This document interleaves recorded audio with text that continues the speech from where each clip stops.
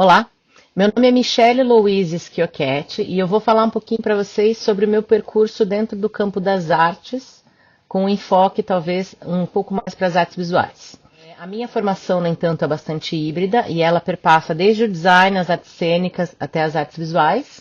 E eu não foco especificamente em nenhum desses campos, mas sim acabei utilizando a performance como uma interface, né? Não só entre as artes, mas na relação entre arte e cidade, arte e cultura. E eu começo então esse percurso de formação no design, desenho industrial, no Cefet Paraná. Aí eu faço um curso de interpretação teatral na Escola Técnica da Universidade Federal do Paraná. Faço curso Educação Artística, Artes Visuais na Embape, na FAP e na UFPR. Não concluo nenhum dos três. Decido sair do Brasil em 2003. Aí na Itália eu começo uns estudos teatrais, que é um bacharelado. Faço uma parte dos meus estudos na Alemanha, na Universidade de Leipzig. Retorno, concluo os estudos ali em Bolonha.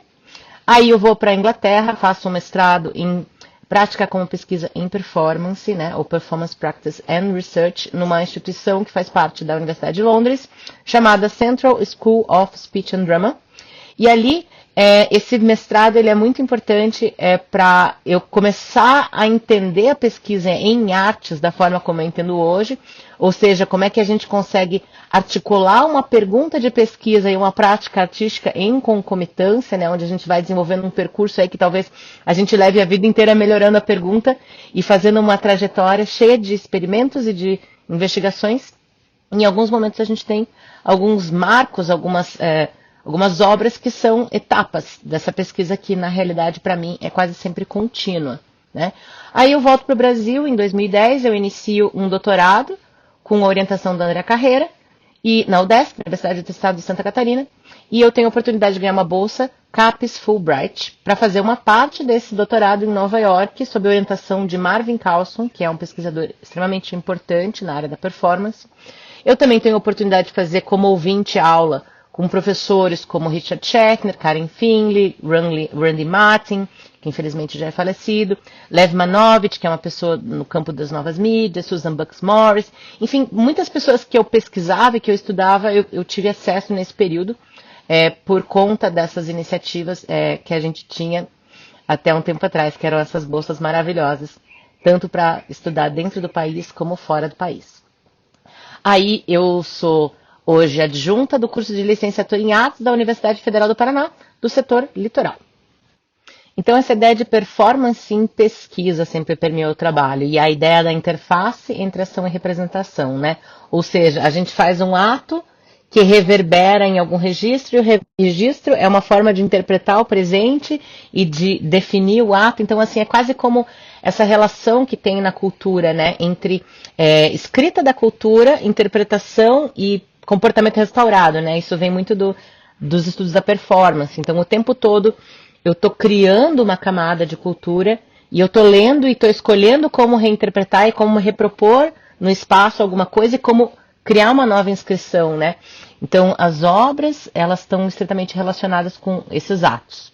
Aí, então, a gente tem essa noção de cartografia, né, que eu não uso na teoria de fato da geografia, né, mas ela é uma apropriação que eu faço de cartografia sensível ou cartografia subjetiva, que seria essa passagem do corpo pelo espaço, né, quando é que o corpo ele vai sendo alterado pelo espaço e ele vai alterando no corpo. Então, continua sendo esse jogo entre performance, tecido cultural, né? Como é que a gente age de acordo com performances da cultura e como a gente reescreve a cultura dependendo do modo como a gente performa a cultura, né? Então, essa cartografia, ela seria, ao invés de eu tentar criar um retrato, né? Ou criar uma documentação para algo, eu faço um registro de uma relação possível desses encontros, né? Ou dessa passagem do corpo pelo espaço. Como é que a relação entre o ato artístico efêmero e a sua documentação dialogam com a produção social do espaço? Esse foi um trabalho bem interessante que eu fiz para o Cambridge City Council, que foi uma consultoria criativa para a implantação de uma obra de arte pública num cemitério. Eu fiz essa pequena instalação com flores, com dizeres sobre memórias na frente de uma igreja, E daí as pessoas se aproximavam e eu propunha que elas se inscrevessem para um percurso imersivo, né? Uma caminhada no cemitério, onde elas teriam a chance de passar por algumas estações, onde eu trazia dizeres sobre memória, onde a gente fazia algumas experiências sensoriais, e elas iam produzindo textos, iam produzindo registros e coisas, que depois esse material foi recolhido, e ele serviu de base para que um artista criasse, de fato, uma obra de arte pública baseada naquela relação das pessoas com aquele espaço.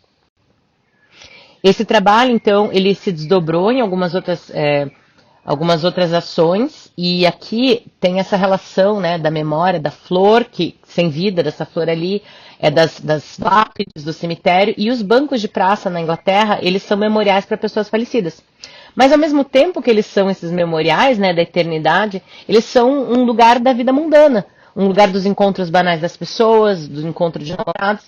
E ao mesmo tempo o Serviço de Saúde Pública inglesa, ele tinha uma situação em que ele permitia que moradores de pessoas em situação de rua registrassem bancos de praça como moradia permanente, para que você precisava ter um endereço para ter o serviço de saúde pública. Então essa era uma forma de viabilizar a moradia definitiva dessas pessoas.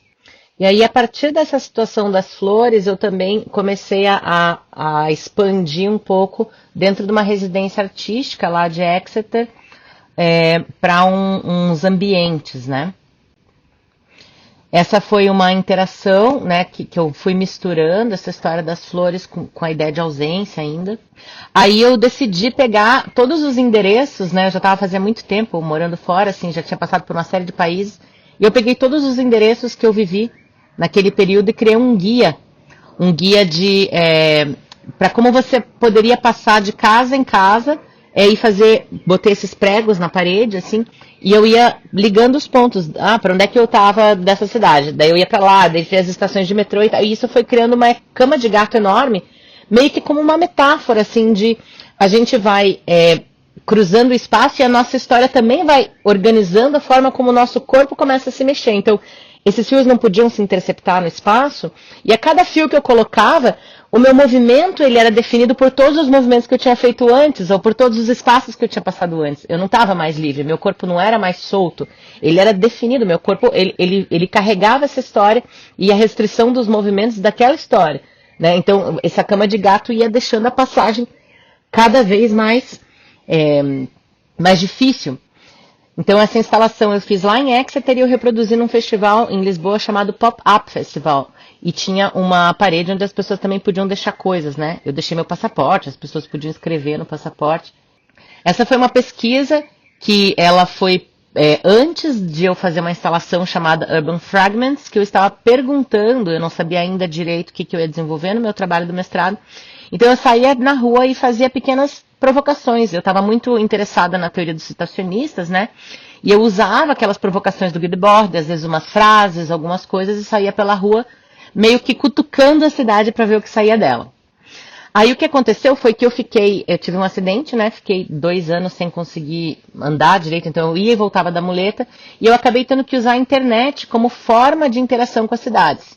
Por um lado, eu não podia mais estar imersa no ambiente urbano e andar da forma que eu costumava andar pela cidade, mas pelo outro eu entendi que a internet era uma forma de expandir o meu trabalho para diferentes cidades onde eu jamais poderia estar, né? Então, eu mandei alguns posts, assim, em sites tipo Couchsurfing e tal, e as pessoas, elas me faziam uma pequena documentação sobre uma sensação entre percurso A e B. Então eu recebi uma poesia de uma amiga sobre uma esquina do Rio de Janeiro, a sensação do vento batendo no cabelo dela.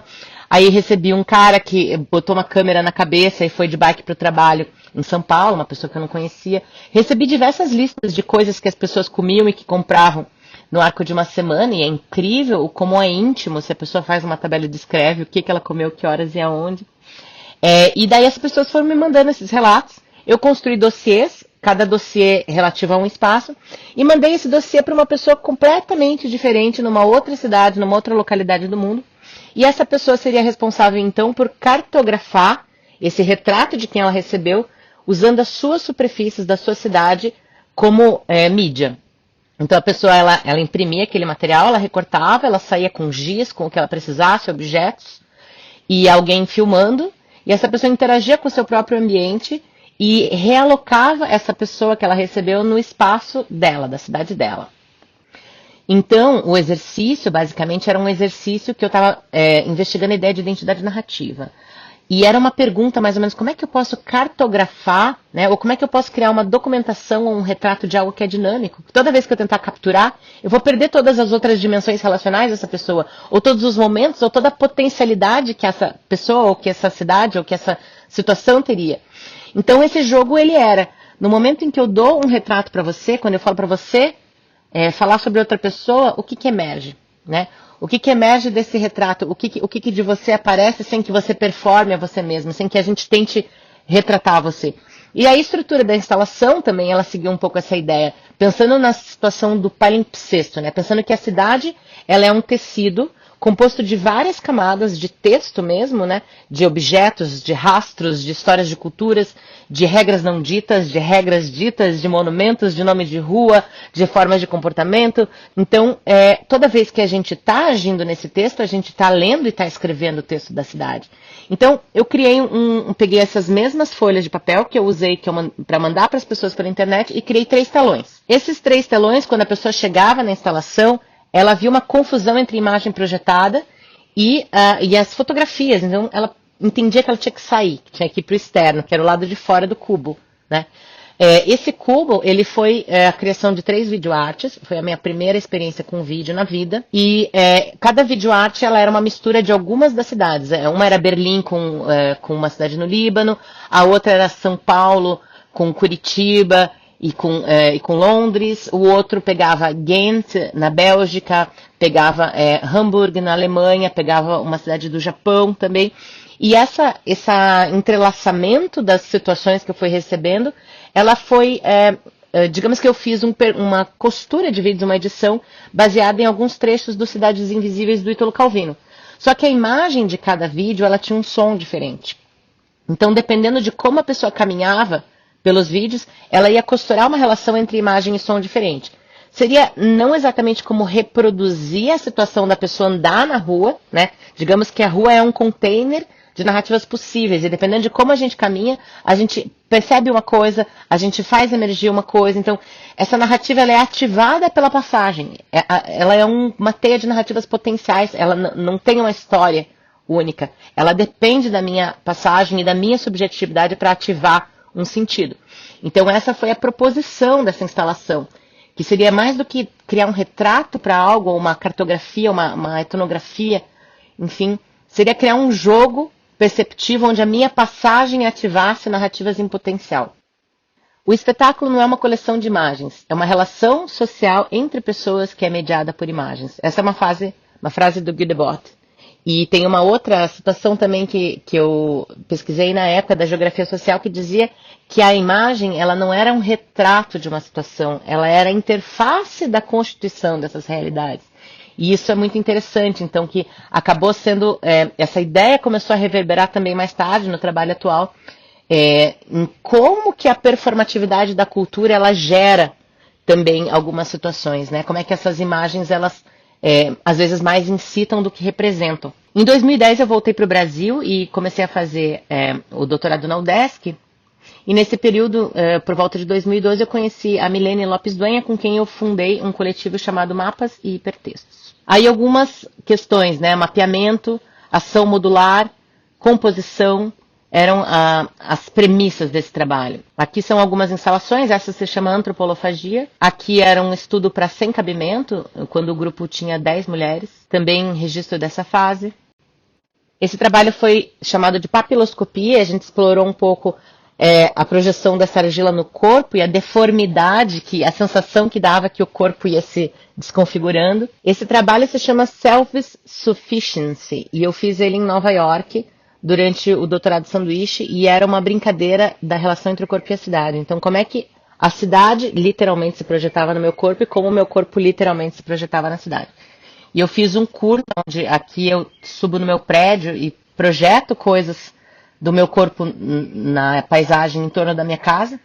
Eu volto para dentro de casa, projeto tudo isso de volta no meu corpo e vou construindo uma narrativa. Esse Mulheres de Sexta foi um experimento que durou muito pouco tempo.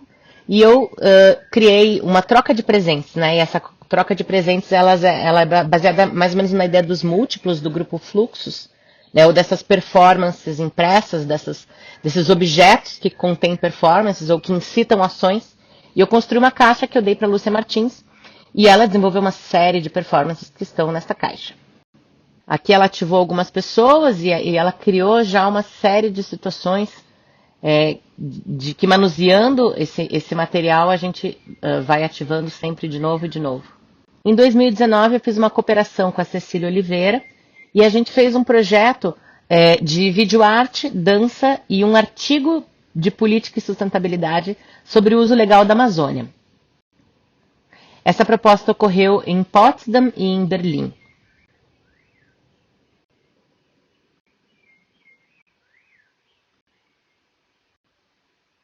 Eu produzi 3 videoartes.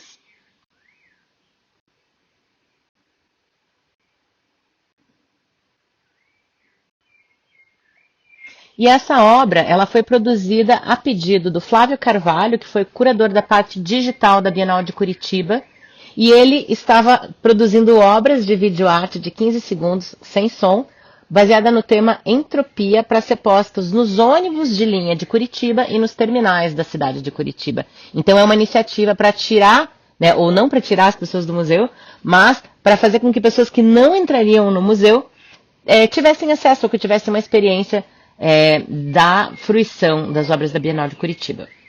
Os rituais íntimos e partilháveis para a invenção de outros corpos e tempos é parte de uma colaboração entre o projeto Corpo Performance Política da Unespar, coordenado pela Milene Duenha, o meu projeto de pesquisa, né, da Universidade Federal do Paraná, Performance e Pesquisa. Também é uma parceria com o coletivo Mapas Hipertextos, do qual fazemos parte, e ele é uma proposta aberta para a comunidade de colocar em perspectiva as relações entre a dimensão do viver coletivo, a produção da subjetividade e os modos de se fazer e de se pensar. Como parte dessa pesquisa, 2 projetos surgiram. Um, Submersivo, e o outro, Amarrações para o Pequeno Brasil. Submersivo foi uma experiência que eu tive em Cuba, onde eu pedi que a Paloma Bianchi e a Milene Duenha construíssem 18 envelopes com proposições para que eu executasse durante o meu período de permanência em Cuba. Entre essas proposições existiam, por exemplo, proposições que se baseavam naquela lei dos pés secos, né? Que os cubanos eles podiam, se chegassem por mar, ter o direito de permanência em território estadunidense. Então elas tinham pedido que eu colocasse alguns barquinhos na água e em direção aos Estados Unidos, perguntasse para as pessoas em que caminho, né, para onde eram os Estados Unidos, botasse e verificasse se eles afundavam ou se eles conseguiam chegar. Então eu construí uma série de situações, algumas ações eu performei, outras eu adaptei, criei uma série de registros e deixei isso meio guardado. Acontece que em 2018, com a tensão política que aconteceu pré-eleição, né, a gente acabou pegando todas as perguntas que a gente se fez sobre Cuba e a gente começou a fazer para a gente mesma. Algumas das perguntas eram: quais as dinâmicas envolvidas entre a criação de discursos e crenças e a consolidação dessas ideias como práticas espaciais?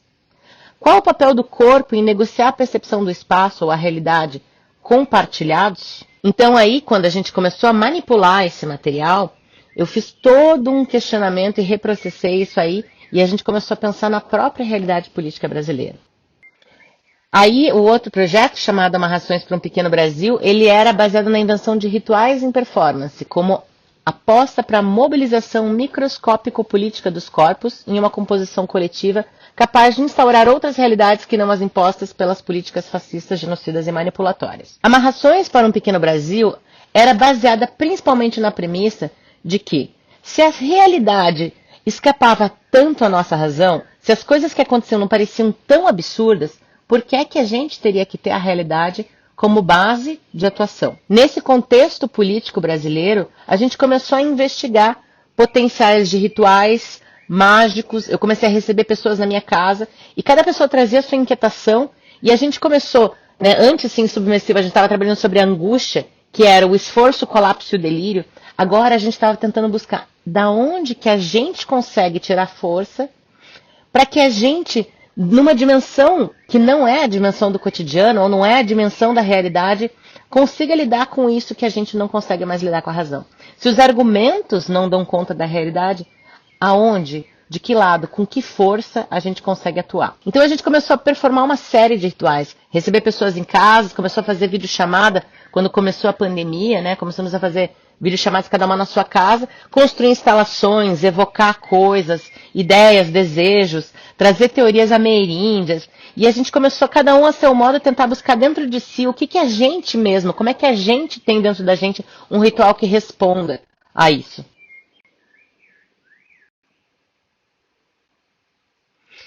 Eu fui também convidada, no final de 2019, para fazer uma performance como parte de uma residência artística da Thaís de Almeida Prado, no centro da Terra. E eu fiz, então, uma banquinha com kits, que as pessoas poderiam confeccionar os seus kits. Então, os problemas que elas tinham, principalmente ligados à realidade política nacional, elas poderiam montar a sua própria mandinga.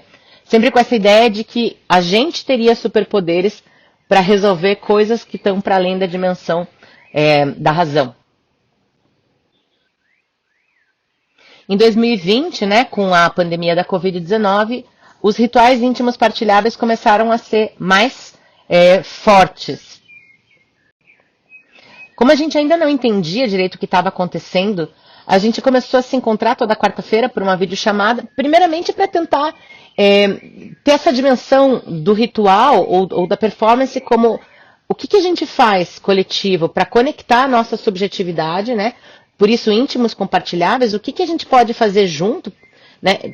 Que organize ou que dê algum tipo de vazão a essa sensação e essa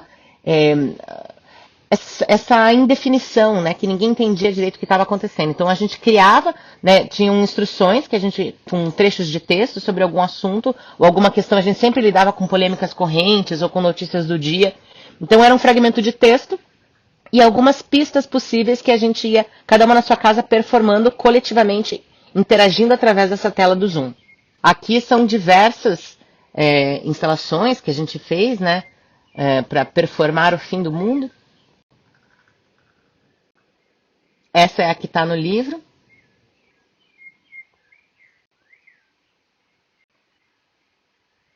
Que operações ou dispositivos estéticos podem incidir no nosso imaginário e na nossa realidade compartilhada, mesmo microscopicamente? Daí vem o termo microscópico-política, né? Desde a nossa sensação de quase impotência de fazer qualquer coisa no mundo, até o fato de que a gente estava lidando com um vírus ou com uma realidade que era microscópica, né? Como é que esse invisível começou a ficar tão forte? De que forma poderíamos, através da coletividade, potencializar as nossas crenças e desejos?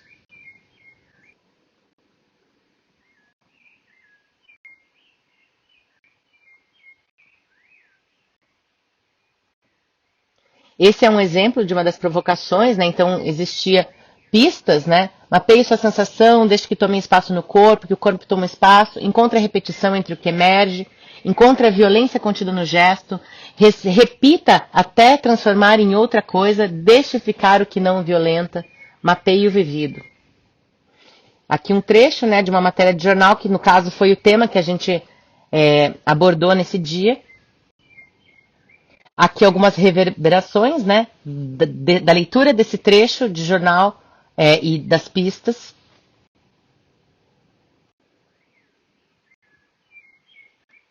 E essa, finalmente, é a fase atual do projeto, em que não mais performamos ações para nós mesmos, mas a gente convoca e convida pessoas a trazerem os seus desejos para que a gente mobilize esses desejos dentro de um ritual compartilhado.